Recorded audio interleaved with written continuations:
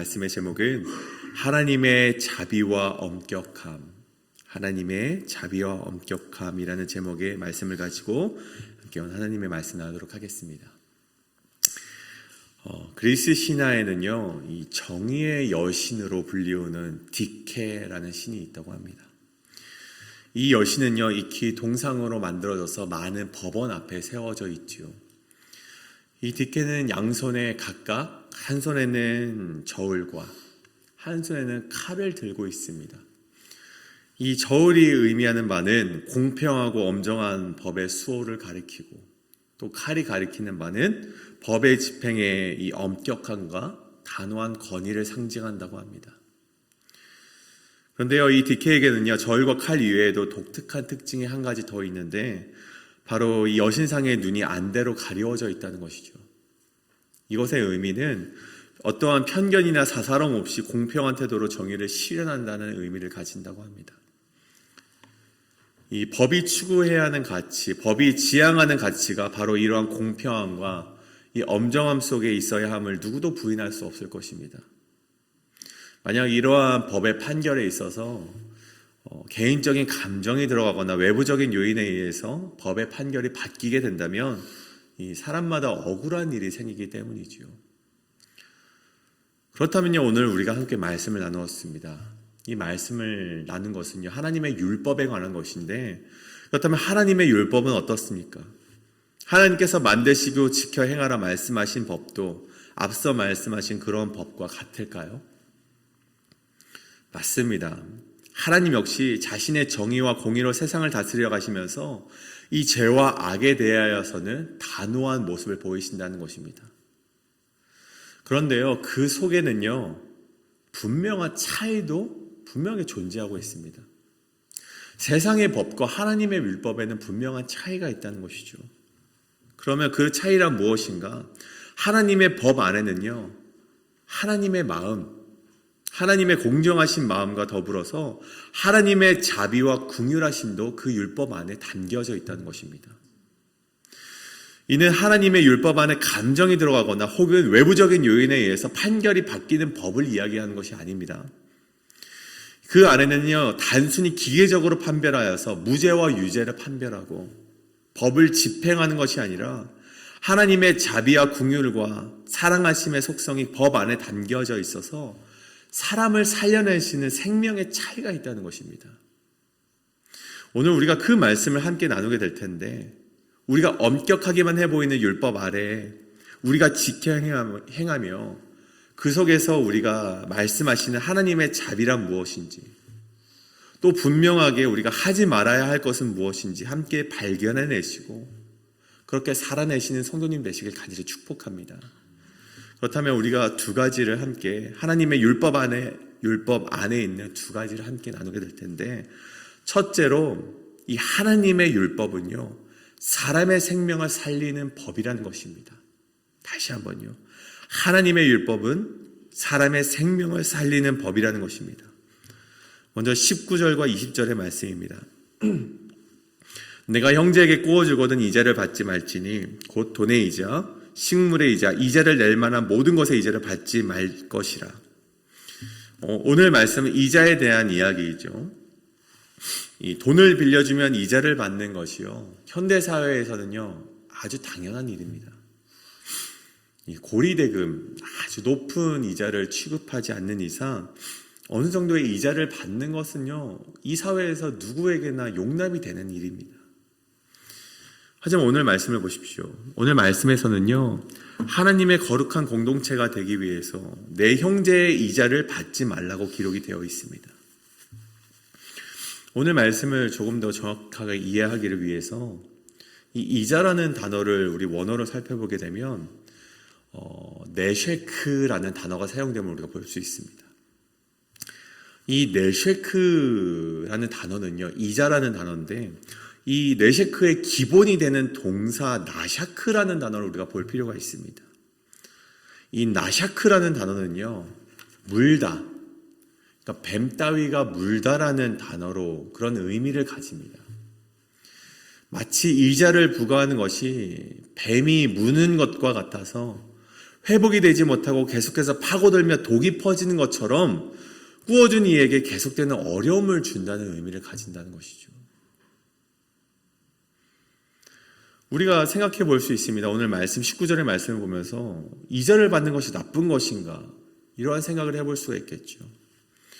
그런데 20절의 말씀에 보게 되면요, 꼭 그렇지만은 않습니다. 20절의 말씀에서는요, 타국인에게는 괜찮다고 이야기를 합니다. 바로 여기서 하나님께서 말씀하신 명령의 의도가 조금 더 명확해지게 되는 것이죠. 이 19절의 말씀은요, 출애굽기와 레위기에서 하나님께서 이미 다루어졌던 이야기를, 그런 말씀을 다시 한번 모세가 하는 것입니다. 하지만 오늘 20절의 말씀은요, 이전에 모세가 전혀 이야기하지 않았던 말씀, 그런 규례를요, 오늘 이 이스라엘 백성에게 하고 있는 것입니다. 즉 이스라엘 백성이 앞으로 가나안에서 정착하며 살아갈 때 그때를 대비해서 새롭게 만들어지는 규례인 것이죠. 그 20절의 말씀은 그렇다면 무슨 말씀이냐? 이 타국인은 괜찮다고 하셨는데 이스라엘 백성이 가나안 땅에 정착하며 살아갈 때 이제 앞으로 이제 유목민의 생활이 아니라 정착하면서 이스라엘 백성이 살아가게 될 텐데 그때는요, 다른 민족들과 다른 나라의 백성들과 어느 정도 거래를 하면서 살아가게 될 것입니다. 그때는 어느 정도 동등한 위치에서 거래상의 목적으로는 이자를 받아도 된다는 것이죠. 그렇다면 19절의 말씀으로 다시 돌아와서 그렇다면 동등한 위치가 아니라 19절이 말씀하는 바가 무엇입니까? 동등한 위치에서 거래를 하는 것이 아니라 정말 어려워서 돈을 꾸어간 형제들, 거래상의 목적이 아니라 정말 살아가기 위해서, 생계를 위해서 하루하루를 버텨가기 위해서 돈을 꾼 형제가 있다면 그 형제를 위해서 이자를 받지 말라는 말씀이 됩니다. 즉 하나님께서는 오늘 이 말씀을 통해서 이 돈을 빌려주는 것과 이자를 받는 행위에 대한 규례를 통해서 어려운 사람에게 자비를 베풀어야 된다는 그 마음을 담아서 백성에게 말씀하신 이 말씀이 된다는 것입니다. 이것이 바로 가나안 땅에 들어가게 될 이스라엘 백성이 품어야 될 마음이었습니다. 오늘 잠시 오늘 말씀에서 벗어나 이 느헤미야서의 말씀을 보길 원합니다. 느헤미야서는 어떤 말씀입니까? 무너졌던 예루살렘의 성벽을 재건하는 말씀이지요. 이 느헤미야는요, 이 산발락과 도비아라는 그런 사람들의 비웃음과 외부적인 방해 속에서도 이 기도함으로 말미암아 성벽 재건을 이루어 갑니다. 그런데요, 위기는요, 그런 외부의, 그런 산발락과 도비아 같은 외부의 비웃음 가운데만 있지 않았습니다. 이 성벽을 재건하는 가운데 어려움은요, 위기는요, 내부에도 있었다는 것이죠. 이 느헤미야 4장에 보면요, 말씀을 하기를 4장 6절에 성벽이 절반이나 재건이 되었음을, 그런 외부적인 위기 속에서도 성벽이 절반이나 이 재건되었음을 이야기합니다. 4장을 넘어가서 또 5장을 넘어가서 6장에서는요 15절에 기록되길 성벽 재건이 완료되었음을 이야기합니다. 그렇다면 우리가 생각해 보건대 이 느헤미야 5장의 말씀은 이런 말씀이 되어야 되겠죠. 성벽의 절반부터 완성까지 그 마지막 마무리하는 장면, 그 마지막 그 재건의 장면이 기록이 되어 있어야 되는데 5장의 내용은 전혀 그런 내용이 나와 있지 않습니다. 이 느헤미야가 이 성벽을 재건하면서 이스라엘 내부에서 겪었던 어려움에 대해서 기록이 되어 있죠. 그렇다면 그 어려움이 무엇인가? 느헤미야 5장에는요 이런 말씀이 기록되어 있습니다. 이스라엘 백성끼리, 그 형제들끼리 돈을 빌려주되 서로가 서로에게, 형제가 형제에게 저당을 잡는 일을 기록을 하고 있습니다. 심지어 돈을 꾸은 이는요, 돈을 빌린 이는요, 흉년 때문에 그 돈을 갚을 수가 없어서 자신의 자녀들까지도 종으로 팔아야 되는 일이 동족들 가운데 행해지던 일이라는 것입니다. 느헤미야는요, 이 일을 전해 듣고 아주 크게 분노를 하게 됩니다. 근데 그 분노함으로 말미암아 이를 그르칠까? 하지만 깊이 생각하였다라는 기록이 되어 있듯이 이 일을 깊이 생각함으로 지혜롭게 해결을 하는데 어떻게 해결하냐? 이자를 받지 않도록 귀족들과 민장들을 꾸짖고 본인이 먼저 솔선수범함으로 제사장 앞에서 맹세를 합니다. 자신 또한 꾸어준 일이 있지만 이자를 받지 않겠다. 맹세를 하게 되죠. 이 말씀이 우리에게 말씀하는 것은 무엇입니까? 한 공동체가 세워지기 위해서, 회복되기 위해서 그저 성벽만 재건되어서, 외부적인 성벽만 재건되어서는 안 된다는 것입니다. 이 공동체 안에 하나님의 마음이, 하나님의 자비하심이 공동체 안에 가득하게 될 때 진짜 성벽이 재건될 수 있다는 말씀이 바로 이 느헤미야의 말씀이고 신명기의 말씀이라는 것입니다. 오늘 24절의 말씀도 마찬가지로 하나님의 마음을 알 수 있는 장면이죠. 24절, 내 이웃의 포도원에 들어갈 때는 마음대로 그 포도를 배불리 먹어도 되느니라. 이 역시 가난하고 약한 자들에 대하여 관심과 사랑을 베푸시는 하나님의 마음을 이스라엘 백성에게 전하고 계시는 말씀인 것입니다. 이후에 마태복음 12장의 말씀에 보면요, 굶주린 예수님의 제자들이 이삭을 잘라 먹었던 사건 속에서 바리새인이 이것을 고발을 합니다. 그런데 예수님께서 무엇라 말씀하시는지 7절에 보면 나는 자비를 원하고 제사를 원하지 아니하노라. 이 뜻을 너희가 알았더라면 무죄한 자를 정죄하지 아니하였을 것이다. 이 말씀을 이 바리새인들에게 전하고 있는 것이죠. 사랑하는 성도님, 저는 성도님들께서 하나님의 마음, 하나님의 자비하심과 긍휼하심이 우리 성도님들의 그 마음 가운데 함께 하시길 간절히 소원합니다. 내가 조금은 손해를 보더라도, 내 앞에 가난한 자가, 내 옆에 굶주린 자가 고통을 당하고 있다면 내 이자를 내려놓더라도 내 소유를 내어줄 수 있는 하나님의 그 마음의 모습을 여러분들이 보이실 수 있기를 간절히 소원합니다. 물론 누구의 기준으로 가난하고 굶주렸는가를 우리가 논할 수는 없겠지만, 명확하게 우리가 누가 굶주렸는가를 말할 수는 없겠지만, 우리는 단지 그러한 마음으로 이 땅을 살아갈 뿐입니다. 우리가 이 땅을 살아가실 때 그런 마음으로 살아가시길 간절히 소원합니다. 내가 받아야 될 그런 정당한 권리를 그런 마음으로 내려놓으신다면요, 그때 하나님께서 우리 성도님들에게 이렇게 말씀하실 것입니다. 20절에 그러면 내 하나님 여호와께서 내가 들어가서 차지할 땅에서 내 손으로 하는 범사의 복을 내리시리라. 그런 긍휼함과 자비함이 우리 성도님들에게 함께 하시길 간절히 축복합니다. 그렇다면 두 번째로 하나님의 율법에는 어떠한 것이 담겨져 있는가? 하나님의 율법은 긍휼함과 자비 안에서도 단호함이 있다는 것입니다. 다시 한번요. 하나님의 율법은 긍휼함과 자비 속에서도 단호함이 있다는 것입니다. 21절과 23절의 말씀입니다. 내 하나님 여호와께 서원하거든 갚기를 더디하지 말라. 내 하나님 여호와께서 반드시 그것을 요구하시리니 더디면 그것이 내게 죄가 될 것이라. 내가 서원하지 아니하였으면 무죄하리라. 그러나 내 입으로 말한 것은 그대로 실행하도록 유의하라. 무릇 자원한 예물은 내 하나님 여호와께 내가 서원하여 입으로 언약한 대로 행할지니라. 아멘. 서원이 무엇입니까? 하나님과 약속한 것을 말합니다. 그것이 바로 서원이죠. 어떠한 일을 하겠다든지 혹은 하지 않겠다든지 하는 하나님과의 약속입니다. 이 많은 성경 인물들도요, 우리가 함께 말씀을 묵상하며 보게 되는 성경 인물들도 하나님과 이러한 약속을 하는 것을 보게 됩니다. 이러한 보통 서원의 양식은 하나님, 어떠한 이 A라는 소원을 이루어주시면 제가 B를 하겠습니다. 대부분 이러한 형식을 가지는 것이 서원의 기도이죠. 야곱이 베델에서 유숙하며 하나님과 약속했던 것이 바로 이러한 서원이었고, 한나가 아들을 얻기 위해서 하나님과 약속했었던 것이 바로 이러한 서원이었습니다.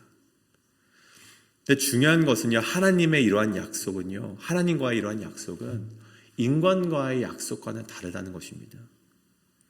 인간과의 약속을 지키지 않으면 어떻게 됩니까? 가서 사과를 하면 됩니다. 다음부터는 그러지 않겠다고 사과를 하면서 이야기를 하면서 넘어갈 수 있습니다. 하지만 오늘 말씀에서 기록되어 있듯이 하나님과의 약속을 지키지 않으면 어떻게 됩니까? 죄가 된다는 것입니다. 그리고 하나님께서는요, 그 약속이 지켜질 때까지 반드시 그것을 요구하신다는 사실입니다. 그래서 우리가 함부로 서원을 해서는 안 된다는 것이죠.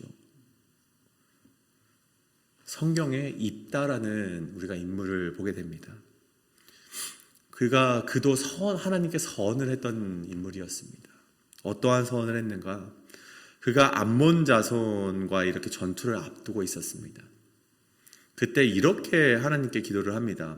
하나님, 암몬 자손을 내 손에 붙이시면, 그러니까 암몬 자손과의 싸움에서 내게 승리를 주시면 누구든지 내 집문에 나와서 나를 영접하는 그를 여호와께 번제로 드리겠나이다. 이렇게 하나님께 선 기도를 합니다. 하나님께서는요, 입다를요, 정말 그 약속 가운데 정말 신실하시고 능력이 있으신 하나님은요, 그를 암몬의 싸움에서 승리하게 하셨습니다. 근데 그가 집으로 돌아가서 가장 먼저 마주하게 되는 일을 번제로 이제 바쳐야 되게 되는데, 그를 맞이했던 인물이 누구입니까? 바로 입다의 무남 동료였습니다. 그가 정말 사랑하는 딸이었죠. 결국 그는요, 자신의 딸을 번제로 바치게 되었습니다. 물론 하나님이 왜 이렇게 잔혹하신가라고 말할 수 있겠지만, 우리가 집중해서 봐야 되는 것은요, 그런 잔혹성이 아니라 하나님께서는요, 긍휼과 자비의 하나님이시기도 하지만 정의와 실현, 약속 앞에서는 아주 단호하신 분이라는 사실을 우리가 기억해야 된다는 것입니다. 하나님의 단호함은요, 24장 7절과 9절에서도 계속해서 보여집니다. 사람이 자기의 형제 곧 이스라엘 자손 중 한 사람을 유인하여 종으로 삼거나 판 것이 발견되면 그 유인한 자를 죽일지니 이같이 하여 너희 중에 악을 제할지니라.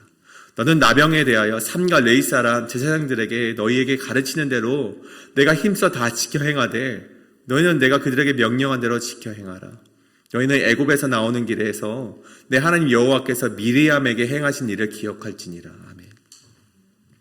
7절을 먼저 보기를 원합니다. 7절에서요, 한 사람을 유인하다라는 말로 가나브라는 원어가 사용이 됩니다.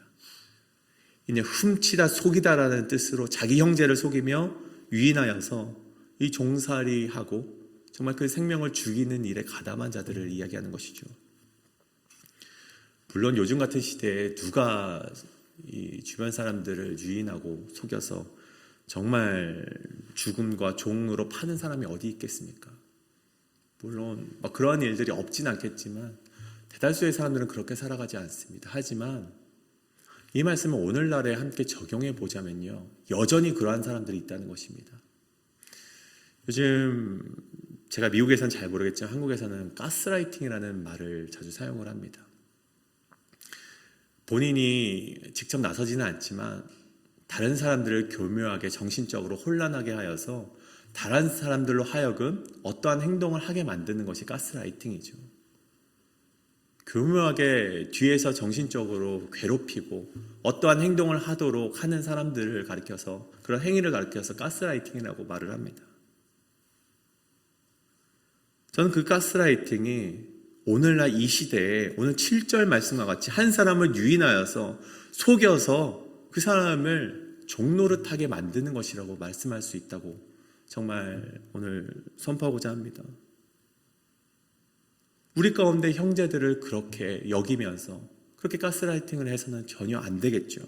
어떠한 행위를 하도록 만드는 것은요, 하나님께서 우리 백성들을요, 하나님을 믿는 자들을 자유하게 하셨는데 또다시 구속하고 또다시 종노릇하게 만드는 것과 맞습니다.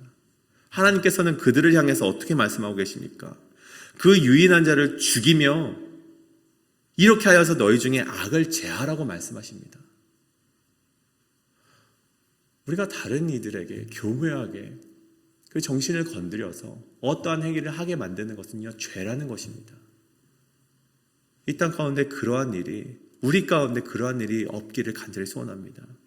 또 8절에서는요, 나병에 관한 이야기를 하면서 9절에 또 미리암에 대한 이야기를 합니다. 이 미리암의 이야기를 기억하라고 했는데 어떠한 이야기인가 하니, 이 모세가 출애굽한 지 2년째 되는 해에 미리암이 모세를 비방하는 일이 있었습니다. 그리고 하나님이 그 일을 진노하심으로 말미암아 이 미리암이 나병에 걸렸던 일이 있었죠. 하나님이 세우신 지도자를 원망하면 어떻게 됩니까? 비방하면 어떻게 됩니까? 아무리 모세의 측근이며 누이라 할지라도, 여선지자라 할지라도 예외가 없음을 다시 한번 경고하는 것이죠. 그때 우리가 어떻게 회복이 될 수 있습니까? 8절에서도 이야기하듯이 레위 사람 제사장들, 하나님이 세우신 이 제사장이 말하는 대로 너희가 힘써 다 지켜 행하되 그들에게 명령한 대로 다 지켜 행하라라고 말씀하고 있다는 것입니다. 비방하여서 너희가 문둥병에 걸렸던 미리암이 어떻게 되었냐? 하나님이 말씀하셨던 대로, 제사장에게 말했던 대로, 모세에게 말했던 대로 하나님께서 세우셨던 그 지도자가 말한 대로 행하라는 것입니다. 하나님께서 세우신 제사장의 권위를 하나님께서 인정하시고 그렇게 살아가라는 단호한 명령이 바로 오늘 우리가 읽은 8절과 9절의 말씀이라는 것입니다. 사랑하는 성도님, 오늘 말씀의 결론을 내리고자 합니다. 오늘 말씀을 통해 알 수 있는 것은요, 하나님의 거룩한 공동체가 되기 위해서 우리가 지켜야 될 하나님의 율법에는요, 자비와 긍휼의 마음이 담겨져 있기도 하지만 그만큼이나 공동체가 올바르게 세워지기 위해 하나님의 단호함 역시 존재한다는 것입니다. 저는 우리 회의별 한인장로교회가 하나님의 거룩한 공동체가 되기를 간절히 소원합니다. 그러기 위해선 첫 번째로 아까 말씀드렸듯 가난하고 굶주린 자들이 숨 쉴 수 있도록 그들의 생명을 살려낼 수 있도록 나의 이익을 포기하더라도 주머니를 내어줄 수 있는 성도님 되시길 간절히 소원합니다. 또한 하나님 말씀 앞에서 단호하게 멈춰서야 할 것들을 우리가 멈춰 세우시는 성도님 되시길 간절히 소원합니다. 사사로운 감정으로 하나님과의 약속을 어기는 일이 없어야 됩니다. 형제들이 악한 곳으로 속이며 유익하는 말들을 우리는 멈춰야 됩니다. 하나님이 세우신 지도자를 비방하는 일을 우리는 멈춰서야 합니다. 그것이 하나님의 율법이 오늘날 우리에게 요구하는 일이라는 것입니다. 우리가 이 시간 이렇게 기도하기를 원합니다.